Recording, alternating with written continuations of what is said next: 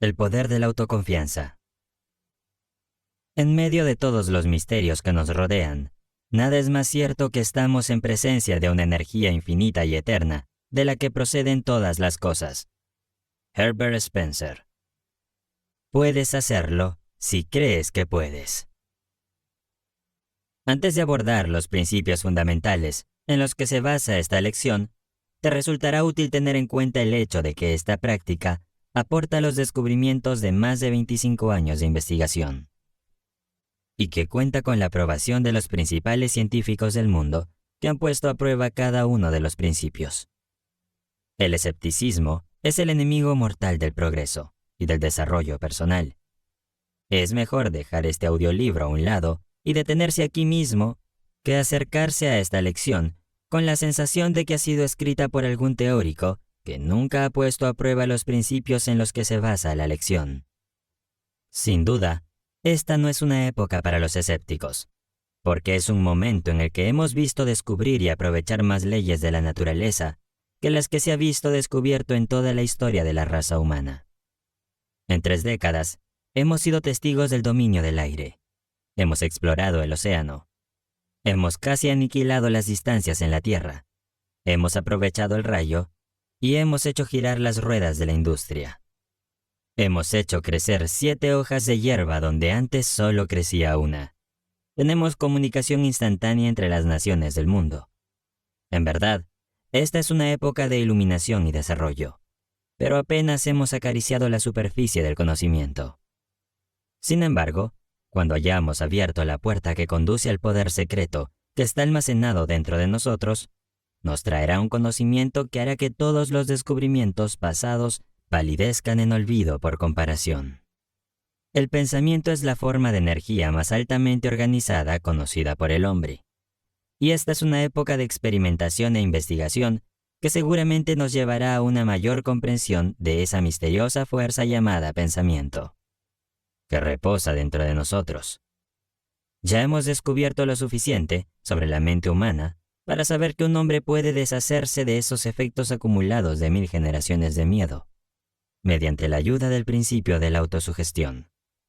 Ya hemos descubierto el hecho de que el miedo es la razón principal de la pobreza, el fracaso y la miseria que adopta 1000 formas diferentes. Ya hemos descubierto el hecho de que el hombre que domina el miedo puede marchar hacia el éxito en prácticamente cualquier decisión, a pesar de todos los esfuerzos para derrotarlo. El desarrollo de la confianza en uno mismo comienza con la eliminación de ese demonio llamado miedo, que se posa sobre el hombro del hombre y le susurra al oído: no puedes hacerlo. Tienes miedo de intentarlo. Tienes miedo de la opinión pública. Tienes miedo de fracasar. Tienes miedo de no tener la capacidad. Este demonio del miedo está entrando en el cuerpo a cuerpo. La ciencia ha encontrado un arma mortal con la que ponerlo en fuga. Y esta lección sobre la confianza en uno mismo te ha traído esta arma para que la uses en tu batalla con el viejo enemigo mundial del progreso: el miedo. Los 6 miedos básicos de la humanidad. La persona es heredera de la influencia de 6 miedos básicos. Bajo estos, se pueden enumerar los miedos menores. Así que enumeran los 6 miedos básicos o mayores y se describen las fuentes de las que se cree que han surgido. Los 6 miedos básicos son: A.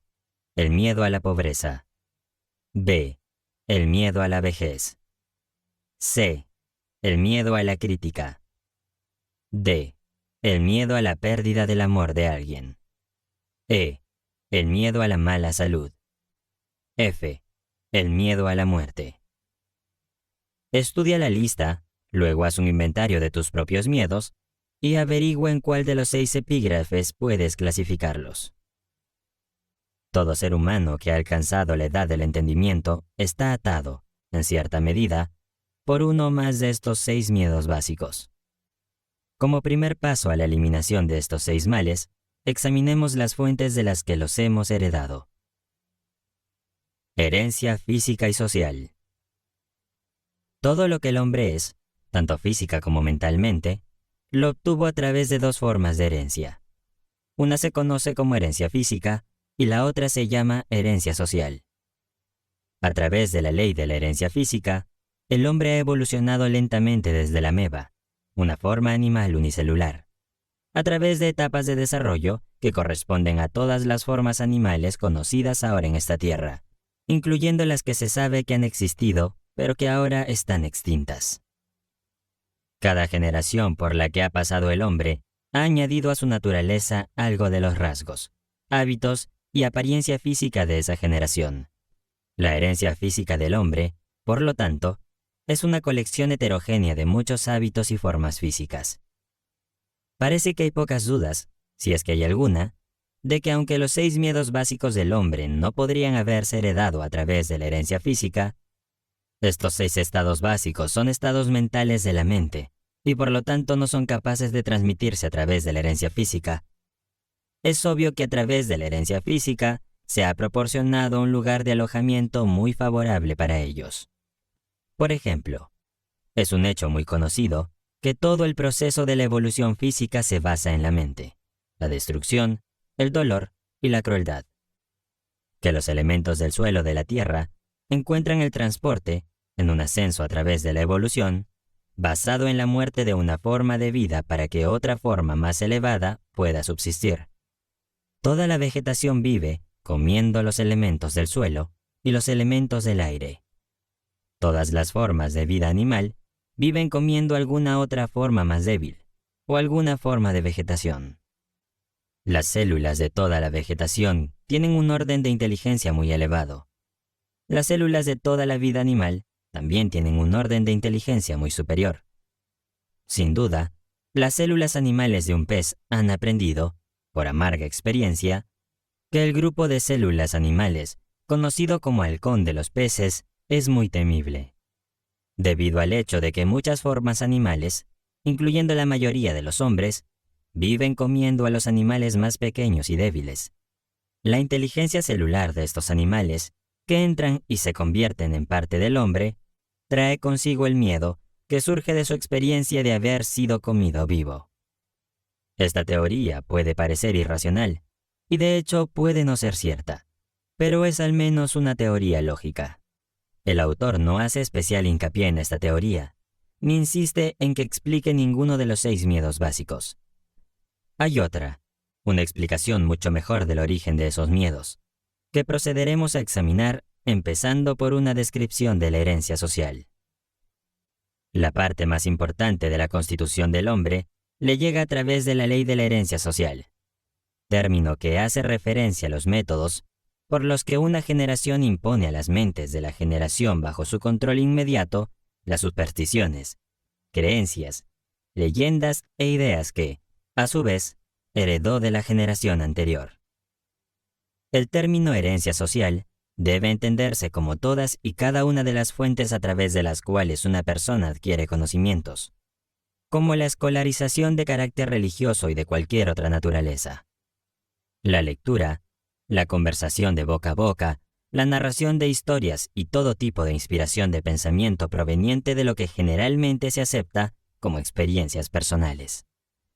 A través de la operación de la ley de la herencia social, cualquiera que tenga el control de la mente de un niño puede, a través de una intensa enseñanza, plantar en la mente del infante cualquier idea, ya sea falsa o verdadera, de tal manera que el niño la acepte como verdadera y se convierte en una parte de su personalidad, como cualquier célula u órgano de su cuerpo físico, e igual difícil de cambiar en su naturaleza.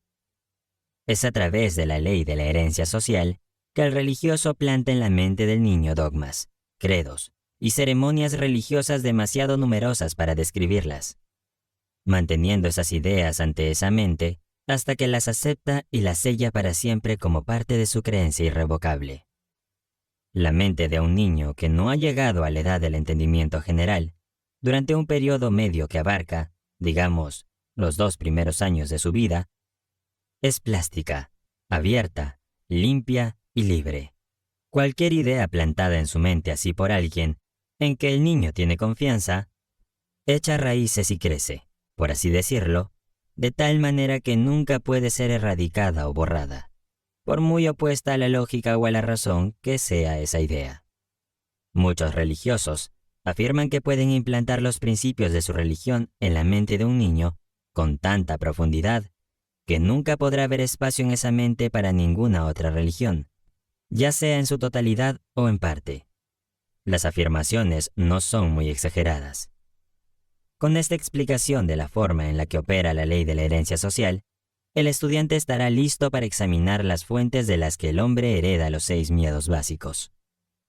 Además, cualquier estudiante, excepto aquellos que todavía no han crecido lo suficiente como para examinar la verdad que pisa los callos de sus propias supersticiones, puede comprobar la solidez del principio de la herencia social tal como se aplica aquí a los 6 miedos básicos, sin salir de sus propias experiencias personales. Afortunadamente, prácticamente toda la masa de evidencia presentada en esta lección es de tal naturaleza que todos los que buscan sinceramente la verdad pueden determinar, por sí mismos, si la evidencia es sólida o no. Al menos por el momento, deja de lado tus prejuicios e ideas preconcebidas. Siempre puedes volver a retomarlas. Mientras estudiamos el origen y la naturaleza de los 6 peores enemigos del hombre, los 6 miedos básicos, empezaremos por el miedo a la pobreza. Se requiere valor para decir la verdad sobre el origen de este miedo, y un valor aún mayor, quizás, para aceptar la verdad después de haberla dicho. El miedo a la pobreza surgió de la tendencia heredada del hombre a aprovecharse económicamente de sus semejantes. Casi todas las formas animales inferiores tienen instinto, pero parecen no tener el poder de razonar y pensar. Por lo tanto, se depredan unos a otros físicamente. El hombre, con su sentido superior de la intuición, el pensamiento y la razón, no se come a sus semejantes corporalmente. Le da más satisfacción comérselos financieramente. De todas las épocas del mundo de las que tenemos conciencia, la que vivimos parece ser la del culto al dinero. Un hombre es considerado menos que el polvo de la tierra, a menos que pueda exhibir una abultada cuenta bancaria. Nada trae al hombre tanto sufrimiento y humillación como la pobreza. No es de extrañar que el hombre la tema, a través de una larga línea de experiencias heredadas con el hombre animal.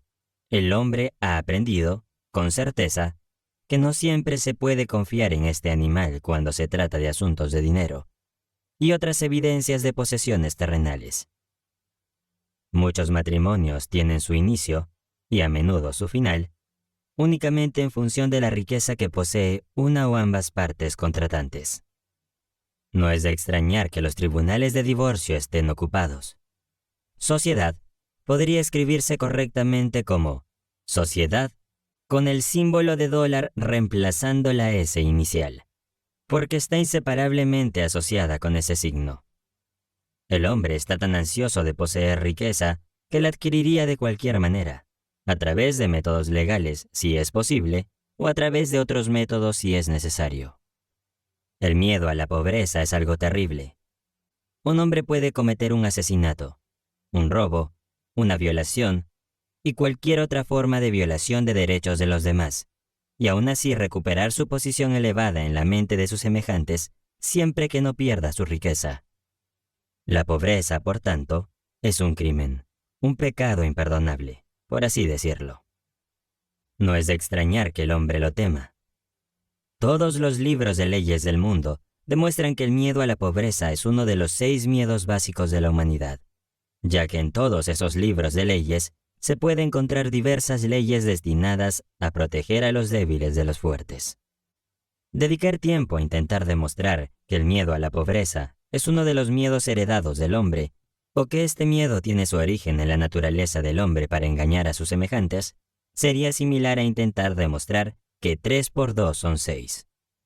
Evidentemente, ningún hombre temería la pobreza si tuviera algún motivo para confiar en sus semejantes, pues hay comida, refugio, vestimenta y lujos de toda índole suficiente para las necesidades de cada persona en la tierra, y todas estas bendiciones serían disfrutadas por cada persona si no fuera por el hábito que tiene el hombre de tratar de expulsar a todos los demás cerdos del comedor, incluso después de tener todo y más de lo que necesita. El segundo de los 6 miedos básicos con los que el hombre está atado es el miedo a la vejez. En general, este miedo surge de 2 fuentes. En primer lugar, la idea de que la vejez puede traer consigo la pobreza. En segundo lugar, y con mucho la fuente de origen más común, de las falsas y crueles enseñanzas sectarias que han sido también mezcladas con fuego y azufre, y con purgatorios y otros bugis que los seres humanos han aprendido a temer la vejez porque significaba la aproximación de otro mundo, y posiblemente mucho más horrible que este que se sabe que es bastante malo. En el temor básico a la vejez, el hombre tiene 2 razones muy sólidas para su aprehensión. Una que surge de la desconfianza a sus semejantes, que pueden apoderarse de cualquier bien mundano que posea, y la otra que surge de las terribles imágenes del mundo venidero que fueron profundamente plantadas en su mente, a través de la ley de la herencia social, mucho antes que entrar en posesión de esa mente. ¿No es de extrañar que el hombre tema la llegada de la vejez?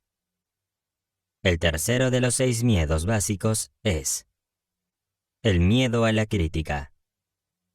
Sería difícil, si no imposible, determinar definitivamente cómo el hombre adquirió este miedo básico, pero una cosa es segura, lo tiene en forma bien desarrollada. Algunos creen que ese temor hizo su aparición en la mente del hombre alrededor del momento en que surgió la política. Otros creen que su origen no puede rastrearse más allá de la primera reunión de una organización de mujeres conocidas como Club de Mujeres. Otra escuela de humoristas atribuye el origen al contenido de la Santa Biblia, en cuyas páginas abundan algunas formas muy vitriólicas y violentas de crítica. Si esta última afirmación es correcta, y los que creen literalmente todo lo que encuentran en la Biblia no están equivocados, entonces Dios es el responsable del miedo inherente del hombre a la crítica, porque Dios hizo que se escribiera la Biblia. Este autor, que no es ni humorista ni un profeta, sino una persona común y corriente, se inclina por atribuir el miedo básico a la crítica a esa parte de la naturaleza heredada del hombre, no solo a quitarle a su prójimo sus bienes y mercancías, sino a justificar su acción mediante la crítica del carácter de su prójimo. El miedo a la crítica adopta muchas formas diferentes, la mayoría de las cuales son de naturaleza insignificante y superficial, incluso hasta el punto de ser infantil en extremo.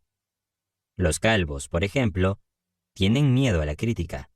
Las cabezas se quedan calvas debido a la protección de los sombreros con bandas ajustadas que cortan la circulación en las raíces del cabello.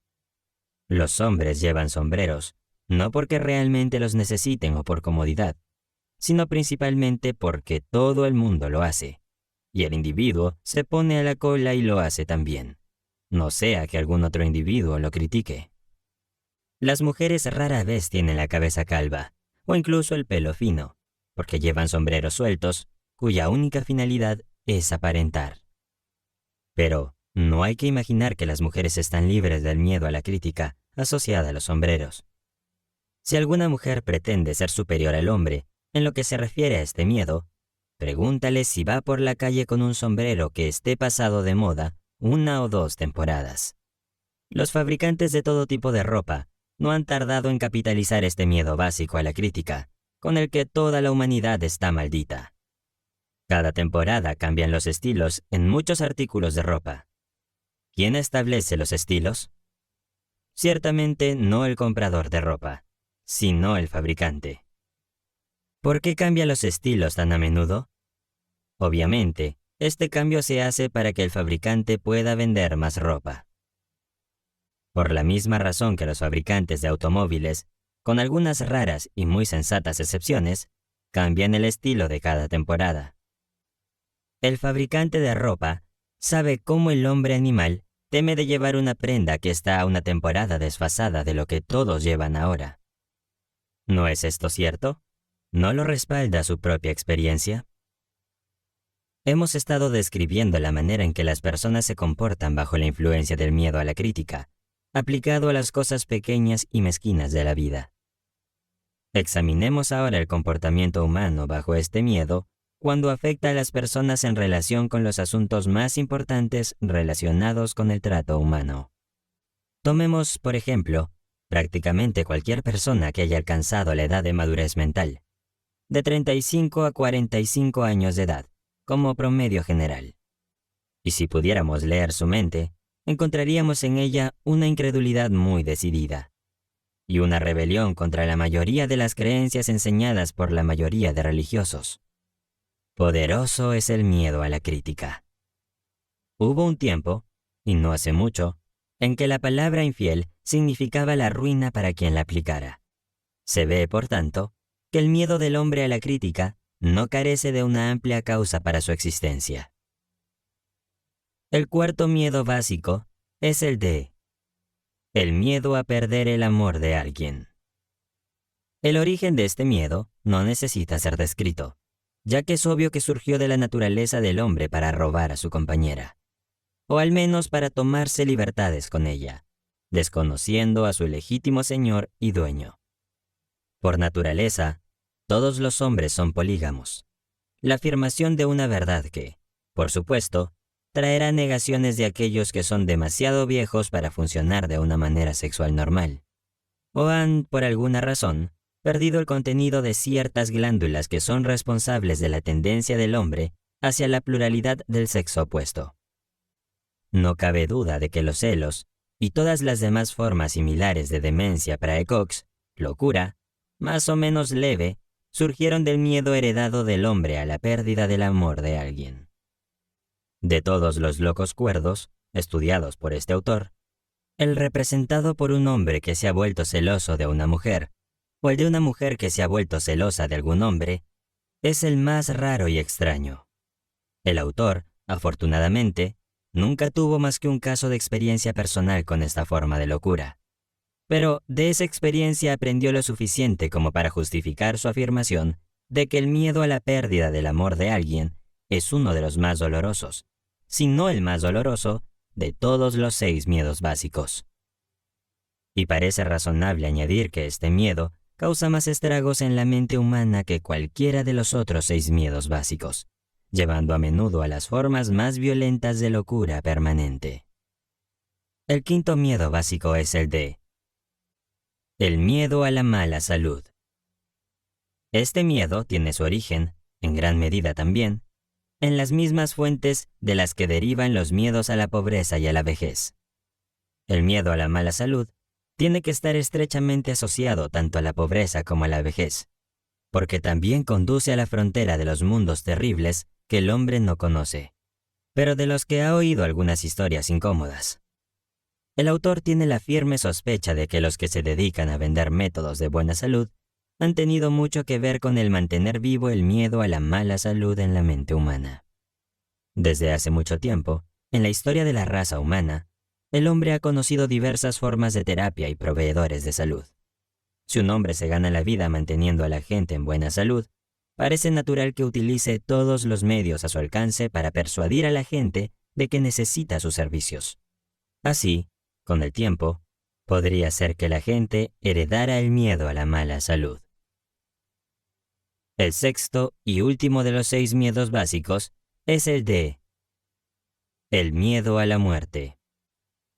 Para muchos es el peor de los 6 miedos básicos, y la razón por la que es tan considerado resulta obvia incluso para el estudiante casual de psicología. Las terribles punzadas de miedo asociadas con la muerte pueden ser imputadas directamente al fanatismo religioso, la fuente que es más responsable de ello que todas las demás fuentes combinadas. Los llamados paganos no tienen tanto miedo a la muerte como los civilizados, especialmente aquella parte de la población civilizada que ha caído bajo la influencia de la teología. Durante cientos de millones de años, el hombre se ha planteado las preguntas aún sin respuesta, y tal vez sin respuesta definitiva. ¿Qué? ¿Y de dónde vengo y a dónde voy después de la muerte? Todos los más astutos y taimados como los honestos pero crédulos de la raza no han tardado en ofrecer la respuesta a estas preguntas. De hecho, la respuesta a estas preguntas se ha convertido en una de las llamadas profesiones eruditas, a pesar de que se requiere muy poco aprendizaje para entrar en esta profesión. Testigo, ahora, de la mayor fuente de origen del miedo a la muerte. Entra en mi tienda, abraza mi fe, acepta mis dogmas y paga mi salario, y te daré un billete que te admitirá directamente en el cielo cuando mueras. Dice el líder de una forma de sectarismo. Quédense fuera de mi tienda, dice este mismo líder, e irán directamente al infierno, donde arderán durante toda la eternidad. Mientras que, en la actualidad, el autoproclamado líder puede no ser capaz de proporcionar un salvoconducto al cielo, ni, por la falta de tal provisión, permitir que el desafortunado buscador de la verdad descienda al infierno, la posibilidad de este último parece tan terrible que se apodera de la mente y crea ese miedo de los miedos, el miedo de la muerte. En verdad, ningún hombre sabe, y ningún hombre ha sabido nunca, cómo es el cielo o el infierno, o si esos lugares existen, y esta misma falta de conocimiento definitivo abre la puerta de la mente humana al charlatán para que entre y controle esa mente con sus acciones de presdigitación y diversas marcas de engaño, falsedad y fraude.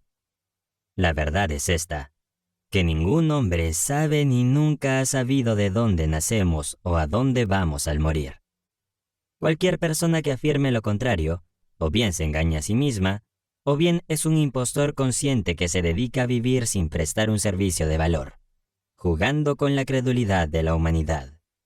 Sin embargo, la mayoría de los que se dedican a vender billetes para el cielo creen saber dónde está el cielo, y que sus credos y fórmulas darán un paso seguro a quienes lo abracen.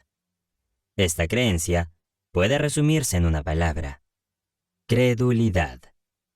Los líderes religiosos, por lo general, hacen la afirmación amplia y generalizada de que la civilización actual debe su existencia al trabajo realizado por las iglesias. Este autor, en lo que a él respecta, está dispuesto a conceder que sus afirmaciones son correctas, si al mismo tiempo se le permite añadir que incluso si esta afirmación es cierta, los teólogos no tienen mucho de lo que presumir. Pero no puede ser cierto que la civilización haya surgido de los esfuerzos de las iglesias y credos organizados, si por el término civilización se entiende el descubrimiento de las leyes naturales y los muchos inventos de los que el mundo es heredero actualmente. Si los teólogos desean reclamar la parte de la civilización que tiene que ver con la conducta del hombre hacia sus semejantes, son perfectamente bienvenidos. Pero, por otro lado, si presumen de tener el crédito de todos los descubrimientos científicos de la humanidad, el autor pide permiso para hacer una enérgica protesta. No es suficiente afirmar que la herencia social es el método a través del cual el hombre recoge todo el conocimiento que llega a través de los 5 sentidos.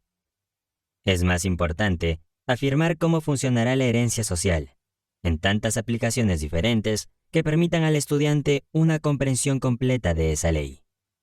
Comencemos con algunas de las fronteras inferiores de la vida animal y examinemos la forma en que se ven afectadas por la ley de la herencia social.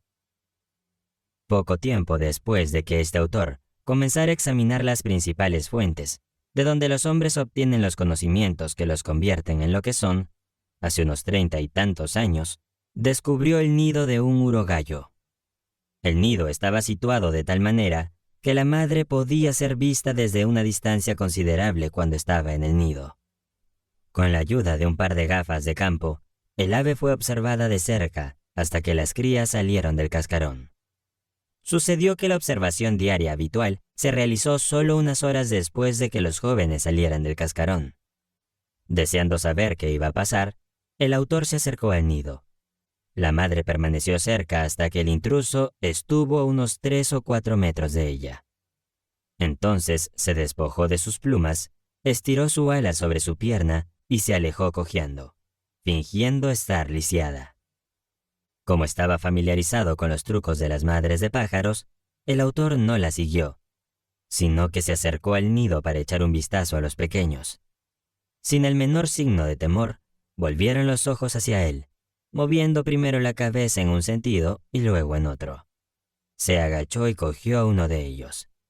Sin ninguna señal de miedo, se quedó en la palma de su mano. Volvió a colocar al pájaro en el nido y se alejó a una distancia segura, para dar a la madre la oportunidad de volver. La espera fue corta. Muy pronto comenzó a acercarse cautelosamente al nido hasta que estuvo a unos pocos metros de él. Y entonces extendió sus alas y corrió tan rápido como pudo, emitiendo, mientras tanto, una serie de sonidos similares a los de una gallina cuando ha encontrado algún bocado de comida y desea llamar a su cría para que participe en él. Reunió a los pajaritos a su alrededor y continuó temblando de forma muy excitada, agitando sus alas y erizando sus plumas. Casi se podían oír sus palabras mientras daba a los pajaritos su primera lección de autodefensa, a través de la ley de herencia social. Criaturas tontas. ¿No saben que los hombres son sus enemigos? Debería darles vergüenza permitir que ese hombre los coja en sus manos. Es una maravilla que no los haya cargado y comido vivas. La próxima vez que vean a un hombre acercarse, escóndanse. Túmbense en el suelo, corran bajo las hojas, vayan a cualquier sitio para perderse de vista y permanezcan alejadas hasta que el enemigo esté bien encaminado. Los pajaritos se mantuvieron alrededor y escucharon la conferencia con intenso interés. Cuando la madre se calmó, el autor volvió a acercarse al nido. Cuando se encontraba a unos 6 metros del hogar custodiado, la madre comenzó de nuevo a guiarle en la dirección contraria, arrugando el ala y cojeando como si estuviera lisiada. Miró al nido, pero la mirada fue en vano. Los pajaritos no aparecían por ninguna parte. Habían aprendido rápidamente a evitar a su enemigo natural, gracias a su instinto natural. Una vez más, el autor se retiró. Esperó a que la madre volviera a reunir a su familia y salió a visitarlos, pero con resultados similares. Cuando se acercó al lugar donde había visto por última vez a la madre, no encontró el más mínimo rastro de los pequeños. Cuando era pequeño, el autor capturó un cuervo joven y lo convirtió en su mascota. El pájaro se adaptó bien a su entorno doméstico y aprendió a realizar muchos trucos que requerían una inteligencia considerable. Cuando el pájaro creció lo suficiente como para volar, se le permitió ir a donde quisiera. A veces se ausentaba durante muchas horas, pero siempre regresaba a casa antes del anochecer. Un día unos cuervos salvajes se enzarzaron en una pelea con un búho en un campo cercano a la casa donde vivía el cuervo mascota. En cuanto la mascota oyó el granizado de sus parientes salvajes, se subió a la casa y, con signos de agitación, caminó de un extremo a otro de la casa. Finalmente levantó el vuelo y se dirigió a la batalla. El autor lo siguió para ver qué pasaba. En pocos minutos, se encontró con la mascota. Estaba sentada en las ramas más bajas de un árbol, y 2 cuervos salvajes estaban sentados en una rama justo encima, parloteando y caminando de un lado a otro, actuando de forma muy parecida a cómo se comportan los padres enfadados con sus hijos cuando los castigan. Cuando el autor se acercó, los 2 cuervos salvajes salieron volando, uno de ellos dando varias vueltas alrededor del árbol, mientras dejaba escapar un terrible flujo de lenguaje de lo más abusivo, que, sin duda, iba dirigido a su insensato pariente que no tenía el suficiente sentido común para volar mientras el vuelo era bueno. Se llamó a la mascota, pero ésta no le hizo caso. Esa noche volvió a casa, pero no se acercó a ella. Se sentó en una rama alta en un manzano y habló en lenguaje de cuervo durante unos 10 minutos, diciendo sin duda que había decidido volver a la vida salvaje de sus congéneres. Y luego se fue volando, y no volvió hasta 2 días después, cuando regresó y volvió a hablar en lenguaje de cuervo, manteniéndose mientras tanto a una distancia segura. Luego se fue y no volvió.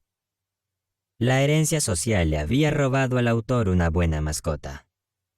La gente pensaba que había demostrado un gran gesto al volver y avisar de su intención de marcharse. Muchos granjeros habían dejado la granja sin tomarse la molestia de esta formalidad. Es un hecho bien conocido que el zorro ceba con todo tipo de aves y animales pequeños, a excepción de la mofeta.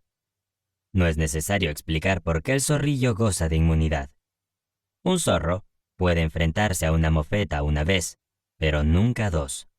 Por esta razón, una piel de zorrillo cuando se clava en un gallinero, mantendrá a todos los zorros, excepto al más joven e inexperto, a una distancia segura.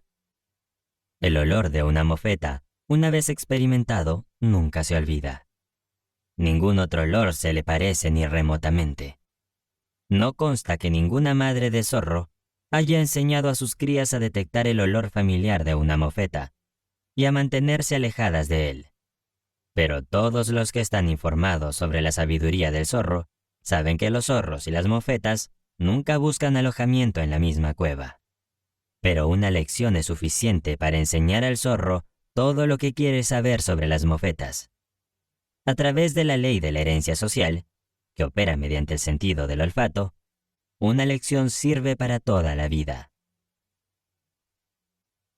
Una rana toro puede ser atrapada en un anzuelo atando un pequeño trozo de tela roja o cualquier otro objeto rojo pequeño al anzuelo y colgándolo delante de la nariz de la rana.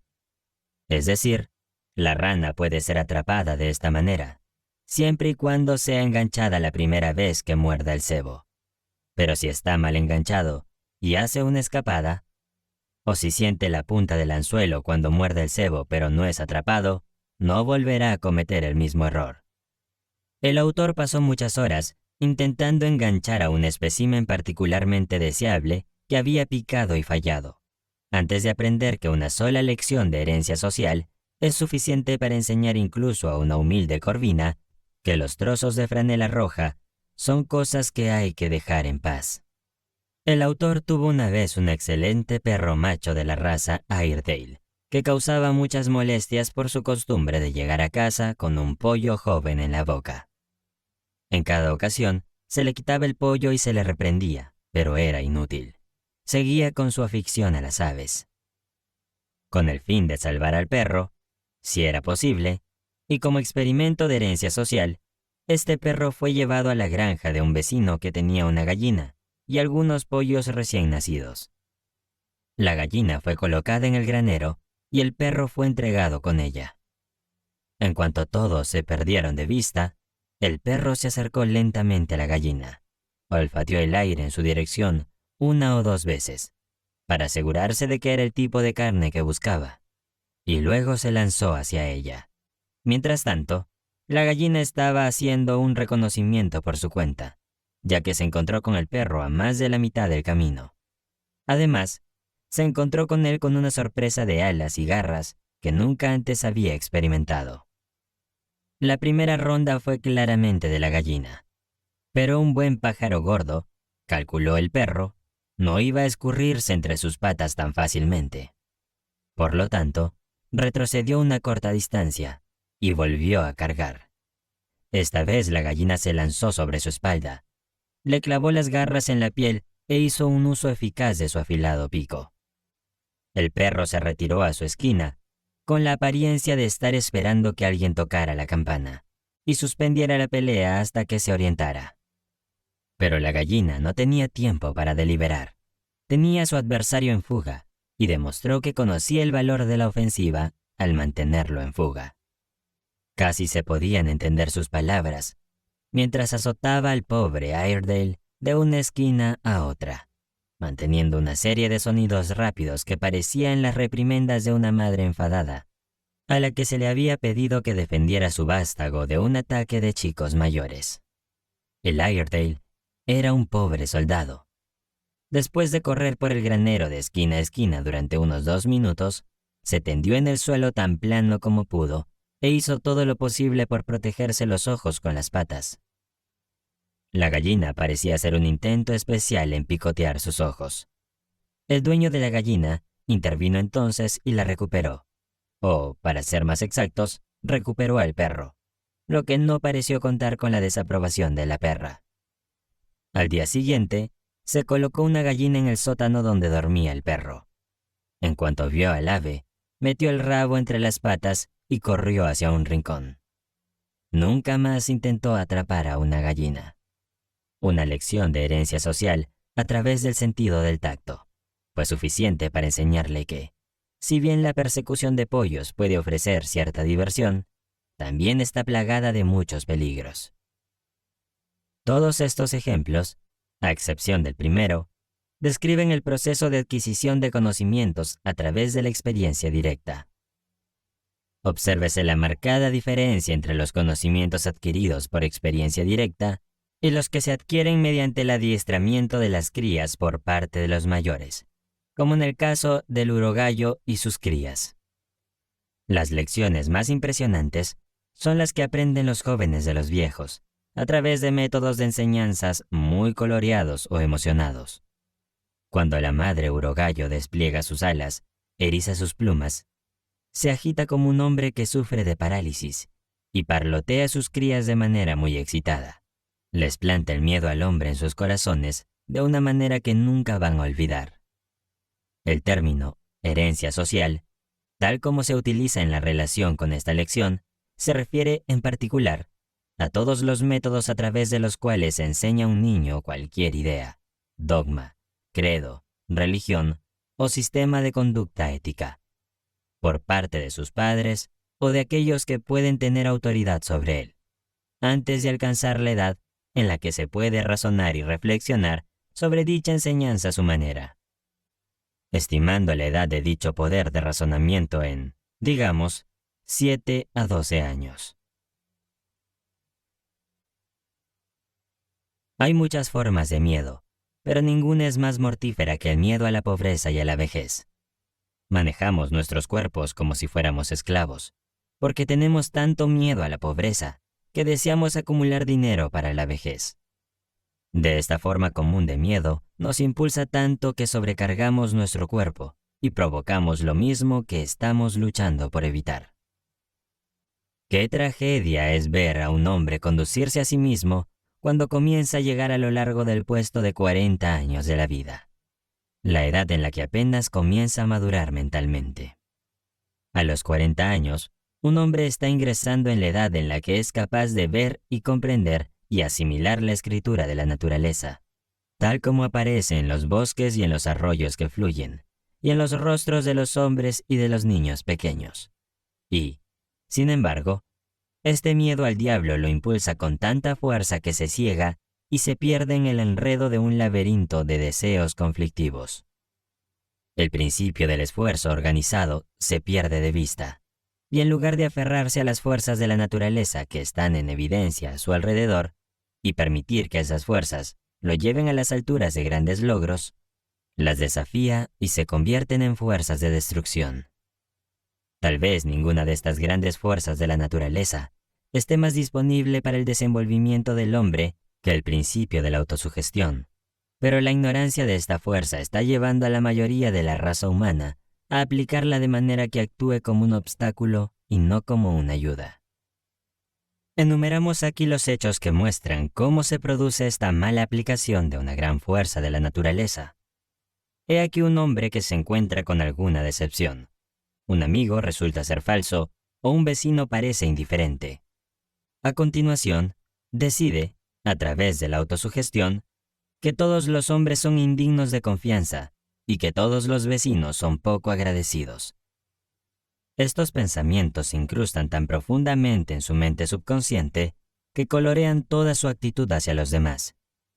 Volvamos ahora a lo dicho en la segunda lección, sobre los pensamientos dominantes de la mente de un hombre que atraen a las personas cuyos pensamientos son similares. Aplica la ley de la atracción y pronto verás y comprenderás por qué el incrédulo atrae a otros incrédulos. Invierte el principio. He aquí un hombre que no ve más que lo mejor que hay en todos los que conoce. Si sus vecinos parecen indiferentes, no se da cuenta de ello, porque se ocupa de llenar su mente con pensamientos dominantes de optimismo y un buen ánimo y fe en los demás.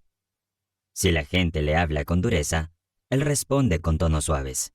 A través de la operación de esta misma ley de atracción eterna, atrae la atención de las personas cuya actitud hacia la vida y cuyos pensamientos dominantes armonizan con los suyos. Llevando el principio un paso más allá, tenemos lo siguiente. He aquí un hombre que ha sido bien educado y tiene la capacidad de prestar al mundo un servicio necesario. En algún lugar y momento, ha oído decir que la modestia es una gran virtud y que colocarse al frente del escenario en el juego de la vida es una muestra de egoísmo. Se desliza silenciosamente por la puerta trasera y toma asiento en la parte posterior, mientras que otros jugadores del juego de la vida pasan audazmente al frente. Permanece en la última fila porque teme el qué dirán. La opinión pública, o lo que él cree que es la opinión pública, lo ha relegado a la retaguardia y el mundo se entera poco de él. Su educación no cuenta para nada porque tiene miedo de que el mundo sepa que la ha tenido. Constantemente se sugiere a sí mismo, utilizando así la gran fuerza de la autosugestión en su propio detrimento, que debe permanecer en un segundo plano para no ser criticado, como si la crítica pudiera hacerle algún daño o frustrar su propósito. Hay aquí otro hombre que nació de padres pobres. Desde que tiene uso de memoria, ha visto pruebas de la pobreza. Ha oído hablar de la pobreza. Ha tenido la gélida mano de la pobreza sobre sus hombros y le ha impresionado tanto que la fija en su mente como una maldición a la que debe someterse. Inconscientemente, se permite ser víctima de la creencia: una vez pobre, siempre pobre, hasta que esa carencia se convierte en el pensamiento dominante de su mente.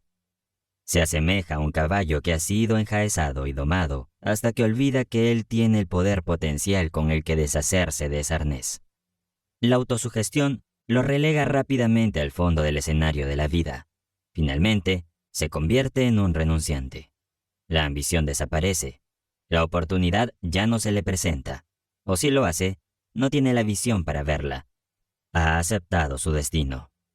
Es un hecho bien establecido que las facultades de la mente, como los miembros del cuerpo, se malogran y se marchitan si no se utilizan. La confianza en uno mismo no es una excepción. Se desarrolla cuando se utiliza, pero desaparece si no se usa. Una de las principales desventajas de la riqueza heredada es el hecho de que con demasiada frecuencia conduce a la inacción y a la pérdida de la confianza en sí mismo. Hace algunos años, nació un niño de la señora E.B. McLean, en la ciudad de Washington. Se decía que su herencia era de unos $100 millones. Cuando este bebé fue llevado a ventilar en su carruaje, fue rodeado por enfermeras y asistentes de enfermería, y detectives y otros sirvientes, cuyo deber era ver que no le ocurriera ningún daño. Con el paso de los años, se mantuvo esta misma vigilancia. Este niño no tenía que vestirse solo, tenía sirvientes que lo hacían. Los sirvientes lo vigilaban mientras dormía y mientras jugaba. No se le permitía hacer nada que un criado pudiera hacer por él. Había crecido hasta la edad de 10 años. Un día estaba jugando en el patio y se dio cuenta de que la puerta trasera estaba abierta. En toda su vida nunca había salido solo de esa puerta. Y naturalmente, eso era lo que deseaba hacer. En un momento en que los criados no miraban, se precipitó hacia la puerta y fue atropellado y muerto por un automóvil antes de llegar a la mitad de la calle.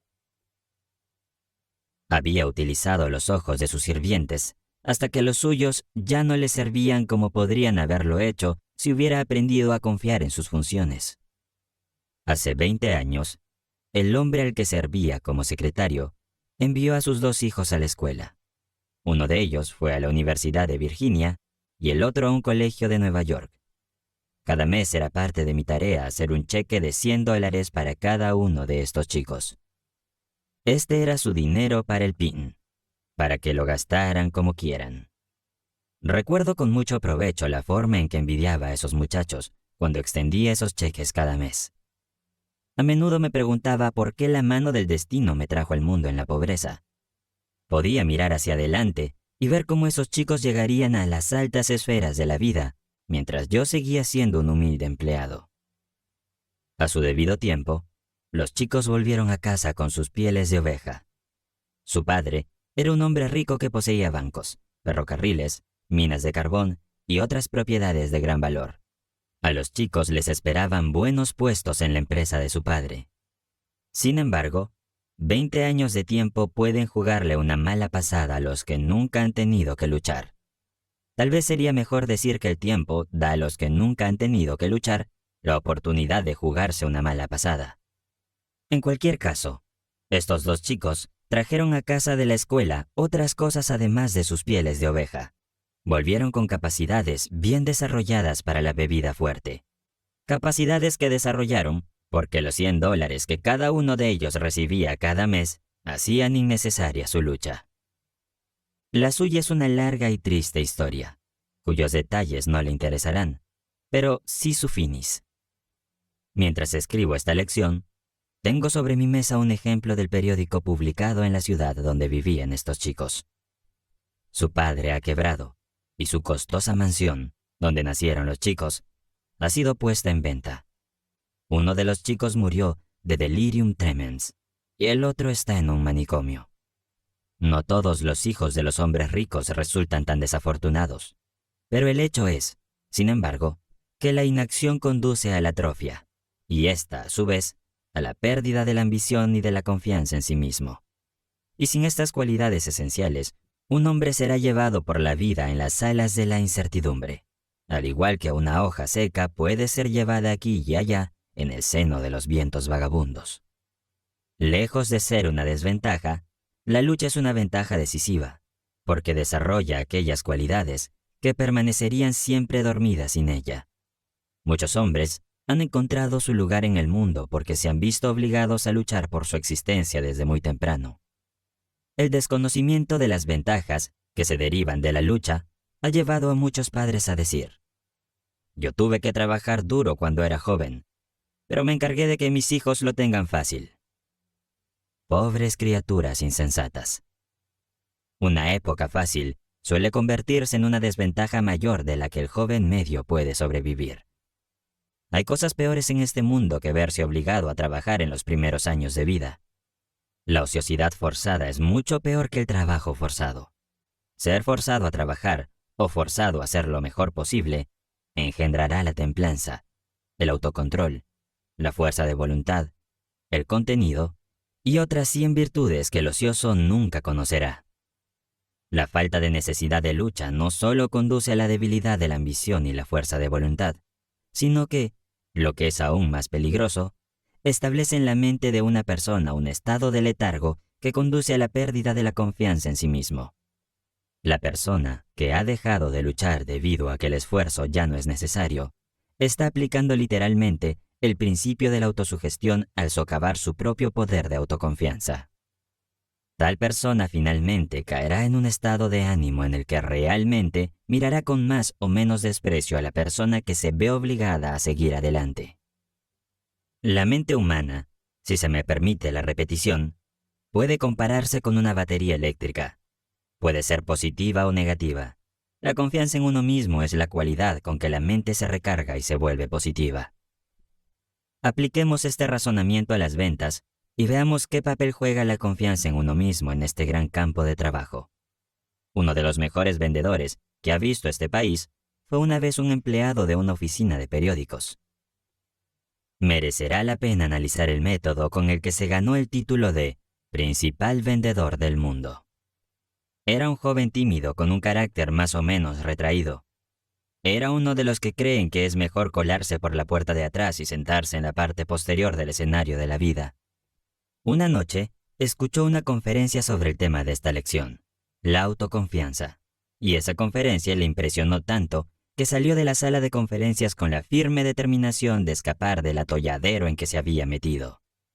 Se dirigió al director de negocios del periódico y pidió un puesto como solicitante de publicidad, y se le puso a trabajar a comisión. Todo el mundo en la oficina esperaba verlo fracasar, ya que este tipo de ventas requiere el tipo más positivo en la capacidad de venta. Se dirigió a su habitación e hizo una lista de cierto tipo de comerciantes a los que pretendía llamar. Uno se pensaría que naturalmente habría hecho su lista con los nombres de aquellos a los que creía que podía vender con el menor esfuerzo, pero no hizo nada de eso.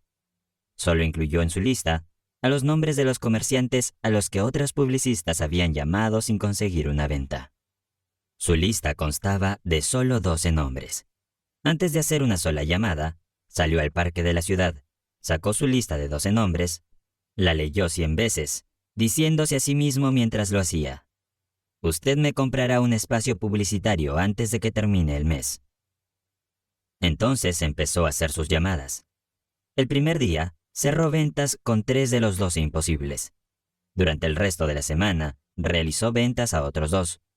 a finales de mes, había abierto cuentas publicitarias con todos los comerciantes que tenía en la lista, excepto uno.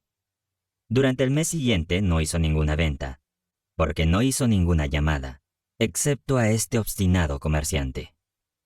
Todas las mañanas al abrir la tienda, estaba presente para entrevistar a este comerciante, y todas las mañanas este comerciante decía no. El comerciante sabía que no iba a comprar espacio publicitario, pero este joven no lo sabía. Cuando el comerciante decía no, el joven no lo oía, sino que seguía viniendo. El último día del mes, después de haberle dicho a este persistente joven no durante 30 veces consecutivas, el comerciante dijo: «Mire, joven, ha perdido todo un mes tratando de venderme. Ahora lo que me gustaría saber es esto. ¿Por qué ha perdido tanto su tiempo?» «De perder el tiempo nada», replicó. «He estado yendo a la escuela y usted ha sido mi maestro. Ahora conozco todos los argumentos que un comerciante puede utilizar para no comprar. Y además, me he estado ejercitando en la autoconfianza». Entonces el comerciante dijo: «Voy a hacer una pequeña confesión. Yo también he ido a la escuela, y usted ha sido mi maestro. Me ha enseñado una lección de persistencia que vale dinero para mí. Y para mostrarte mi agradecimiento, voy a pagar mi matrícula haciéndole un pedido de espacio publicitario». Y así fue como llegó la mejor cuenta publicitaria de la North American de Filadelfia. Asimismo, marcó el inicio de una reputación que ha hecho millonario a ese mismo joven. Tuvo éxito porque deliberadamente cargó su propia mente con la suficiente confianza en sí mismo como para hacer de esa mente una fuerza irresistible. Cuando se sentó a confesar esa lista de 12 nombres, hizo lo que 99 de las personas de cada 100 no habrían hecho. Seleccionó los nombres de quienes creía que sería difícil vender, porque comprendió que de la resistencia que encontraría al tratar de venderlos, surgiría la fuerza y la autoconfianza. Era una de las pocas personas que entienden que todos los ríos y algunos hombres están torcidos por seguir la línea de menor resistencia. Voy a hacer una digresión y a romper aquí la línea de pensamiento por un momento, mientras registro una palabra de consejo para las esposas de los hombres. Recuerden que estas líneas están destinadas únicamente a las esposas, y no se espera que los maridos lean lo que aquí se expone. Después de haber analizado a más de 16,000 personas, la mayoría de las cuales eran hombres casados, he aprendido algo que puede ser valioso para las esposas. Permítanme exponer mi pensamiento con estas palabras. Está en su mano enviar a su marido a su trabajo, o a su negocio, o a su profesión, cada día con un sentimiento de confianza en sí mismo que lo lleve con éxito a través de los puntos difíciles del día y lo traigan a casa de nuevo, por la noche, sonriendo y feliz. Uno de mis más antiguos conocidos se casó con una mujer que tenía una dentadura postiza. Un día a su mujer se le cayó la dentadura y rompió la placa. El marido recogió los trozos y comenzó a examinarlos. Mostró tanto interés por ello que su mujer le dijo: «Podrías hacer una dentadura como esa si te decidieras a hacerlo». Este hombre era un agricultor cuyas ambiciones nunca le habían llevado más allá de los límites de su pequeña granja hasta que su mujer hizo ese comentario. Se acercó a él, le puso la mano en el hombro y le animó a probar la odontología. Finalmente lo convenció para que empezara, y en la actualidad es uno de los dentistas más prominentes y exitosos del estado de Virginia. Lo conozco bien, porque ese hombre es mi padre. Nadie puede predecir las posibilidades del logro disponibles para el hombre, cuya esposa está a su espalda y lo motiva a realizar esfuerzos más grandes y mejores, porque es un hecho bien conocido que una mujer puede despertar a un hombre para que realice hazañas casi sobrehumanas. Es tu derecho y tu deber alentar a tu marido e instarlo a que se dedique a tareas valiosas hasta que encuentre su lugar en el mundo. Usted puede inducirlo a esforzarse más que cualquier otra persona. Hágale creer que nada, dentro de lo razonable, está más allá de su poder de logro, y habrá prestado un servicio que le ayudará mucho a ganar la batalla de la vida. Uno de los hombres con más éxito en su línea en América da todo el crédito de su éxito a su esposa. Cuando se casaron, ella escribió un credo que le firmó y colocó sobre su escritorio. Esta es una copia del credo. Creo en mí mismo. Creo en los que trabajan conmigo. Creo en mi empleador. Creo en mis amigos. Creo en mi familia. Creo que Dios me prestará todo lo que necesito para tener éxito si hago todo lo posible por ganármelo mediante un servicio fiel y honesto.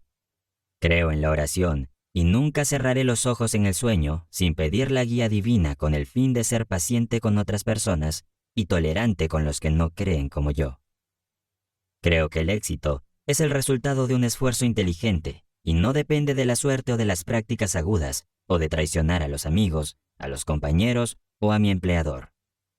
Creo que obtendré de la vida exactamente lo que ponga en ella, por lo que tendré cuidado de comportarme con los demás como me gustaría que ellos actuaran conmigo.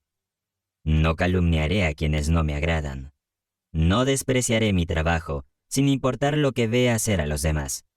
Prestaré el mejor servicio del que sea capaz, porque me he comprometido a triunfar en la vida, y sé que el éxito es siempre el resultado de un esfuerzo concienzudo y eficiente.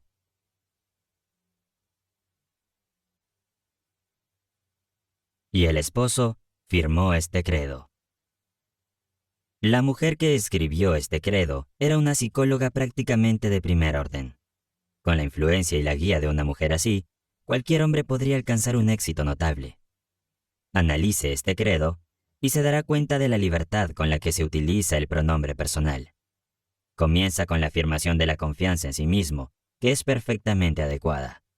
Ningún hombre podría hacer suyo este credo sin desarrollar la aptitud positiva que atraería hacia él a las personas que le ayudarían en su lucha por el éxito. Este sería un credo espléndido que todo vendedor debería adoptar. Puede que no perjudique sus posibilidades de éxito si lo repite y cree en él. Sin embargo, la simple adopción no es suficiente. Debe practicarlo. Léalo una y otra vez hasta que se lo sepa de memoria. Luego repítalo al menos una vez al día hasta que lo haya transformado literalmente en su estructura mental.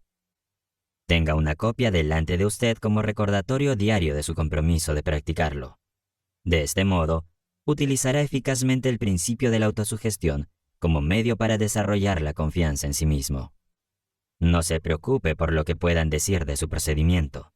Solo recuerde que es un negocio tener éxito, y este credo, si lo domina y lo aplica, le ayudará mucho. Usted aprendió en la lección 2 que cualquier idea que fije firmemente en su mente subconsciente, mediante la afirmación repetida, se convertirá automáticamente en un plan o plano que un poder invisible utiliza para dirigir sus esfuerzos hacia el logro del objetivo nombrado en el plan. También ha aprendido que el principio mediante el cual puede fijar cualquier idea que elija en su mente se llama autosugestión, que significa simplemente una sugerencia que le da su propia mente. Fue este principio de autosugestión el que Emerson tenía en mente cuando escribió: "Nada puede traerte la paz sino tú mismo".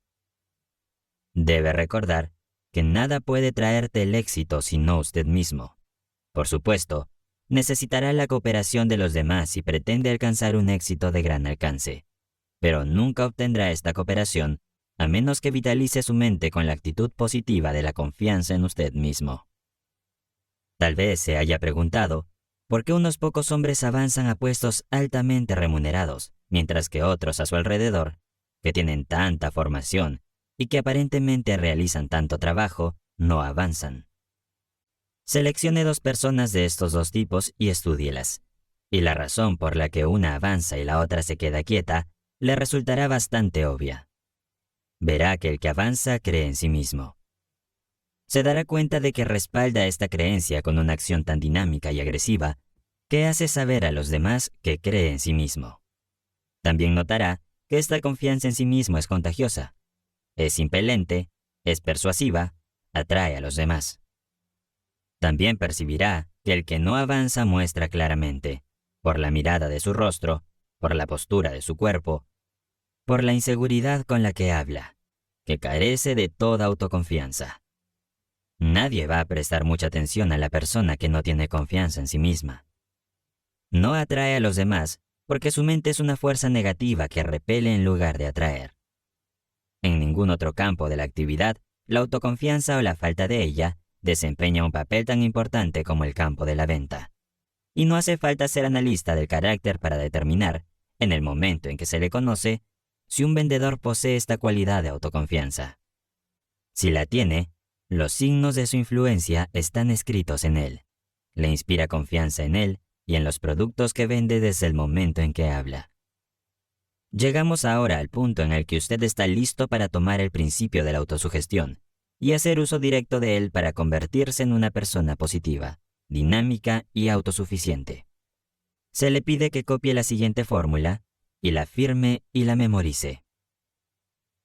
La fórmula de la autoconfianza. Primero, sé que tengo la capacidad de alcanzar el objetivo de mi propósito definido, por lo que me exijo una acción persistente, decisiva y continua hacia su consecución. Segundo, me doy cuenta de que los pensamientos dominantes de mi mente eventualmente se reproducen en la acción exterior, corporal, y gradualmente se transforman en la realidad física. Por lo tanto, concentraré mi mente durante 30 minutos diarios en la tarea de pensar en la persona que pretendo ser, creando una imagen mental de esta persona y luego transformando esa imagen en la realidad a través del servicio práctico. Tercero, sé que, a través del principio de la autosugestión, cualquier deseo que sostenga persistentemente en mi mente buscará eventualmente su expresión a través de algún medio práctico para realizarlo. Por lo tanto, dedicaré 10 minutos diarios a exigir de mí mismo el desarrollo de los factores nombrados en las 16 lecciones de este curso de lectura sobre la ley del éxito. Cuarto, he trazado y escrito claramente una descripción de mi propósito definido en la vida para los próximos 5 años. He fijado un precio a mis servicios para cada uno de estos 5 años. Un precio que pretendo ganar y recibir, mediante la aplicación estricta del principio de servicio eficiente y satisfactorio que prestaré por adelantado. Quinto, me doy cuenta de que ninguna riqueza o posición puede durar mucho tiempo si no se construye sobre la verdad y la justicia, por lo que no me comprometeré en ninguna transacción que no beneficie a todos aquellos a los que afecta. Tendré éxito atrayendo hacia mí las fuerzas que deseo utilizar y la cooperación de otras personas. Induciré a los demás a servirme porque yo les serviré primero. Eliminaré el odio, la envidia, los celos, el egoísmo y el cinismo, desarrollando el amor por toda la humanidad, porque sé que una actitud negativa hacia los demás nunca podrá traerme éxito. Haré que los demás crean en mí, porque yo creeré en ellos y en mí mismo. Firmaré esta fórmula con mi nombre, la memorizaré y la repetiré en voz alta una vez al día, con la plena fe de que influirá gradualmente en toda mi vida, para que me convierta en un trabajador exitoso y feliz en el campo que elija. Antes de firmar esta fórmula, asegúrese de que tiene la intención de llevar a cabo sus instrucciones. Detrás de esta fórmula hay una ley que nadie puede explicar. Los psicólogos se refieren a esta ley como autosugestión y lo dejan así, pero debe tener en cuenta un punto sobre el que no hay incertidumbre, y es el hecho de que, cual sea esta ley, realmente funciona. Otro punto que debe tenerse en cuenta es el hecho de que, al igual que la electricidad, hará girar las ruedas de la industria y servirá a la humanidad de 1.000.000 de otras maneras, o apagará la vida si se aplica incorrectamente, porque este principio de la autosugestión le llevará a la ladera de la montaña de la paz y la prosperidad, o hacia abajo en el valle de la miseria y de la pobreza, de acuerdo con la aplicación que haga de ella. Si usted llena su mente con la duda y la incredulidad en su capacidad para lograr, entonces el principio de la autosugestión toma este espíritu de incredulidad y lo establece en su mente subconsciente como pensamiento dominante, y poco a poco, pero con seguridad, lo arrastrará en el torbellino del fracaso. Pero, si llena su mente con radiante autoconfianza, el principio de autosugestión toma esta creencia y la establece como su pensamiento dominante, y lo ayuda a dominar los obstáculos que caen en su camino hasta que alcance la cima de la montaña del éxito. El poder del hábito. Habiendo experimentado yo mismo Todas las dificultades que se interponen en el camino de aquellos que carecen de la comprensión para hacer una aplicación práctica de este gran principio de la autosugestión, permítanme llevarles por un breve camino hacia el principio del hábito, a través del cual pueden aplicar fácilmente el principio de la autosugestión en cualquier dirección y para cualquier propósito. El hábito surge del entorno, de hacer lo mismo, de pensar los mismos pensamientos o de repetir las mismas palabras una y otra vez. El hábito puede compararse con el surco de un disco fonográfico, mientras que la mente humana puede compararse con la aguja que encaja en ese surco. Cuando cualquier hábito se ha formado bien, a través de la repetición del pensamiento o la acción, la mente tiene una tendencia a adherirse y seguir su curso desde el hábito tan estrechamente como la aguja del fonógrafo sigue el surco del disco de cera. El hábito se crea dirigiendo repetidamente uno o más de los 5 sentidos de ver, oír, oler, saborear y sentir en una dirección determinada. Es a través de este principio de repetición que se forma el hábito de la droga perjudicial.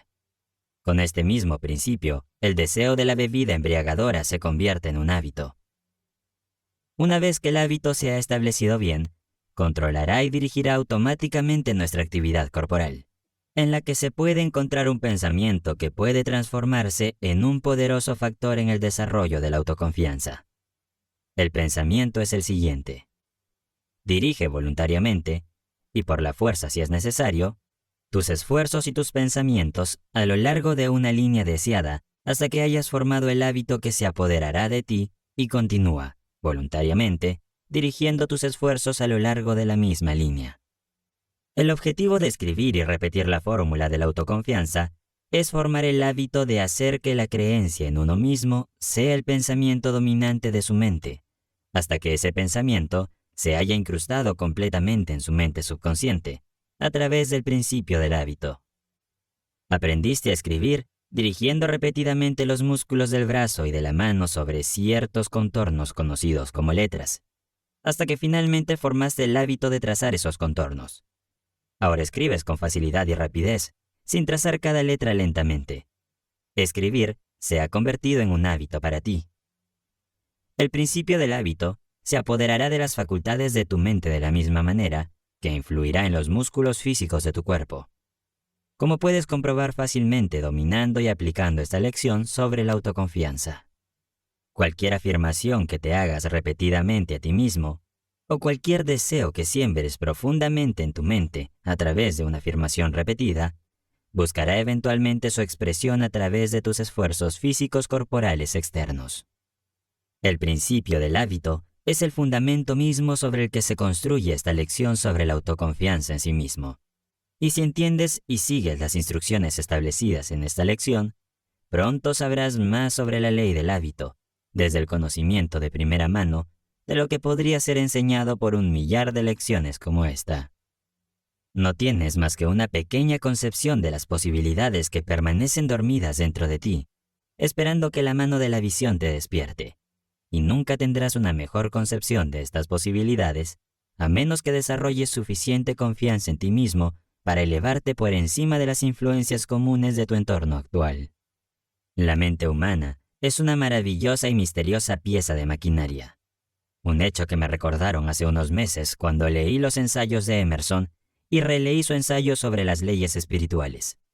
Pero sucedió algo extraño. Vi en ese ensayo, que había leído decenas de veces anteriormente, muchas cosas en las que nunca me había fijado. Percibí más en este ensayo de lo que había visto en las lecturas anteriores, porque el despliegue de mi mente desde la última lectura había preparado para interpretar más. La mente humana se despliega constantemente, como los pétalos de una flor, hasta alcanzar el máximo de desarrollo. ¿Cuál es este máximo? ¿Dónde termina? ¿O si termina o no? Son preguntas sin respuestas, pero el grado de desarrollo parece variar según la naturaleza del individuo y del grado en que mantiene su mente en el trabajo. Una mente que se ve forzada o vencida en el pensamiento analítico cada día, parece seguir desplegando y desarrollando mayores poderes de interpretación. En Louisville, Kentucky, vive el señor Lee Cook, un hombre que prácticamente no tiene piernas, y tiene que desplazarse en un carro. A pesar de que el señor Cook no tiene piernas desde que nació, es dueño de una gran industria y millonario gracias a su propio esfuerzo. Ha demostrado que un hombre puede arreglárselas muy bien sin piernas si tiene una confianza en sí mismo bien desarrollada. En la ciudad de Nueva York, se puede ver a un joven fuerte, con cuerpo y cabeza, sin piernas, rodando por la Quinta Avenida todas las tardes, con la gorra en la mano, pidiendo limosna para vivir. Su cabeza es quizá tan sana y capaz de pensar como el promedio. Este joven podría duplicar cualquier cosa que el señor Cook de Louisville haya hecho, si pensara en sí mismo como el señor Cook piensa en sí mismo.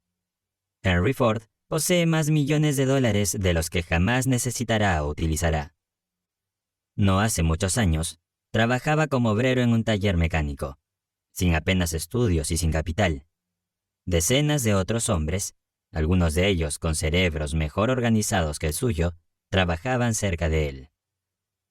Ford se deshizo de la conciencia de pobreza, desarrolló autoconfianza en sí mismo, pensó en el éxito y lo alcanzó. Los que trabajaban a su alrededor podrían haberlo hecho igual de bien si hubieran pensado como él. Milo C. Jones, de Wisconsin, sufrió una parálisis hace unos años. El ataque fue tan grave que no podía girarse en la cama ni mover un músculo de su cuerpo. Su cuerpo físico estaba inutilizado, pero a su cerebro no le pasaba nada.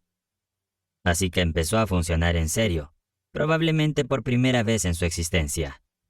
Tumbado de espaldas en la cama, el señor Jones hizo que ese cerebro creara un propósito definido. Ese fin era bastante prosaico y humilde en su naturaleza, pero era definido y era un propósito, algo que él nunca había conocido antes. Su propósito definitivo era hacer salchichas de cerdo. Llamando a su familia a su alrededor, contó sus planes y comenzó a dirigirlos para llevarlos a cabo. Sin más ayuda que una mente sana y mucha confianza en sí mismo, Milo C. Jones extendió el nombre y la reputación de la salchicha de cerdo por todos los Estados Unidos. Y además acumuló una fortuna. Todo esto lo logró después de que la parálisis le impidiera trabajar con sus manos. Donde prevalece el pensamiento, se puede encontrar el poder.